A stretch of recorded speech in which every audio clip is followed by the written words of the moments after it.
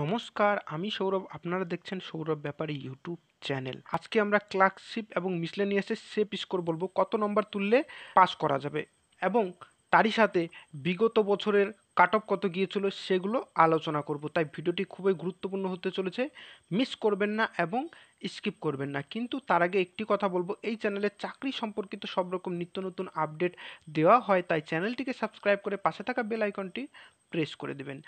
এবং এখানে আমি যেসব পিডিএফ ইউজ করব সব আমার টেলিগ্রাম চ্যানেলে আপলোড করে দেওয়া হবে, তাই টেলিগ্রামের চ্যানেলের লিঙ্ক ডেসক্রিপশানে আছে, জয়েন হয়ে যাবেন। তাহলে চলুন দেরি না করে শুরু করা যাক। দেখো, আগে আমরা মিসলেনিয়াসে চলে যাই 2018 সালে। ওকে, 2018 সালে 17 সালে অ্যাডভার্টাইজমেন্ট দেওয়া হয়েছিল, 18 সালে এক্সামিনেশন হয়েছিল। তার ক্ষেত্রে কাট অফ কত গিয়েছিল দেখে নাও।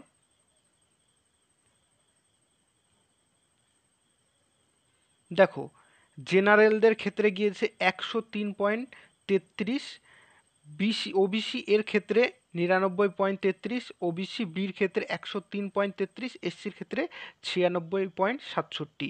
এই বছরে কিন্তু শেষ এরকমভাবে কাট অফ দেখেছে, পরবর্তীতে কিন্তু আর এরকমভাবে কাট অফ দেখায়নি। পরবর্তীতে কীভাবে দেখেছে তোমাদেরকে দেখিয়ে দিচ্ছি। এটা হচ্ছে 2023-এর কাট অফ। এখানে কাট অফ দেওয়া আছে জেনারেলে 58.33, এসসির ক্ষেত্রে 50.33, এসটির ক্ষেত্রে 37.00, ওবিসি এর ক্ষেত্রে 53.00, ওবিসি বির ক্ষেত্রে 55.66, পিএইচএলভি 35.66, পিএইচএইচআই 30.00, পিএইচএলডি অ্যান্ড সিপি 46.00। এবার পরীক্ষা 200-র মধ্যে 100-র মধ্যে কাট অফ কী করে হয় দেখো। পরবর্তী মানে 2018-ই শেষ, তারপরের থেকে কিন্তু কাট অফ এইভাবে দিয়েছে। এটা তোমরা ধরতে পারো একভাবে পার্সেন্ট হতে পারে, পার্সেন্ট। ওকে, এর সাথে তোমাদেরকে কিভাবে হিসাব করতে আমি তোমাদেরকে বলছি। প্রথমে আমি ক্যালকুলেটর ওপেন করে নিই। এখানে যেই নাম্বার তোমরা দেখতে পারছো, যেমন 58.33 ধরলাম, ওই যা সামথিং আছে ধরছি না, তোমাদের উদাহরণের জন্য দেখাচ্ছি। এর সাথে কিন্তু 2 গুণ করতে হবে। ওকে, কত আসছে? 116.66। তাহলে কাট অফ কিন্তু 116.66-তে গিয়েছে। ওকে, প্রত্যেকটা নাম্বার তোমরা দেখতে পাচ্ছ। এখন কিন্তু কাট অফ তোমাদের এইভাবেই দিবে পার্সেন্টে, তার সাথে 2 গুণ করলে যত বেরাবে সেটা তোমাদের কাট অফ গিয়েছে। বোঝা গেল? এবার তোমাদের সেপ স্কোর কত হতে পারে দেখো।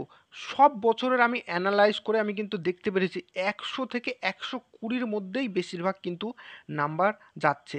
তাহলে আমি যদি তোমাদেরকে বলি সেপ স্কোর যদি বলা যায়, তাহলে 100 থেকে 120 মিসলেনিয়াসের প্রিলিমসের কিন্তু তোমাদের এই নাম্বার তুললে কিন্তু তোমরা সেপ স্কোরে থাকবে।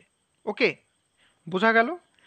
100 থেকে 120-র মধ্যে নাম্বার কিন্তু তোমাদেরকে রাখতে হবে। তার জন্য তোমাদের মানে দেখো, 75টা জেনারেল কিন্তু স্টাডি তোমাদের থাকবে।